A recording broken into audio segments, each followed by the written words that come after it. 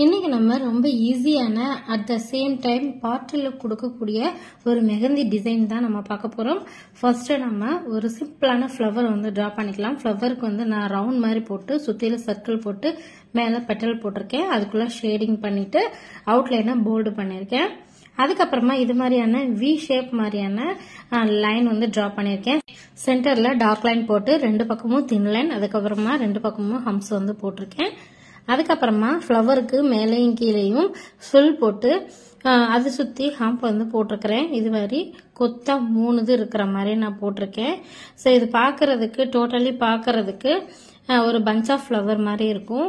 அதுக்கப்புறமா இந்த ஃப்ளவரை சுத்தி டெக்கரேட் பண்றதுக்காக சின்ன சின்ன லீவ்ஸே டிஃப்ரெண்ட் ஷேப்ல நான் போட்டிருக்கிறேன். இப்போ அவ்வளவுதான், பாம்ல நம்ம போட வேண்டிய டிசைன் முடிஞ்சு. அதுக்கப்புறமா ஃபிங்கர்ல டிசைன் பாத்தீங்கன்னா உங்களுக்கு பிடிச்ச டிசைன் எதனாலும் போட்டுக்கலாம். நான் சென்டர்ல இருக்க 3 ஃபிங்கருக்கும் செக்குடு பேட்டர்ன்ல நான் ஃபிங்கர் டிசைன் கொடுத்துருக்கேன். அதுக்கப்புறம் ஃபர்ஸ்ட் அண்ட் லாஸ்ட்ல வேற டிசைன் கொடுத்துருக்கேன்.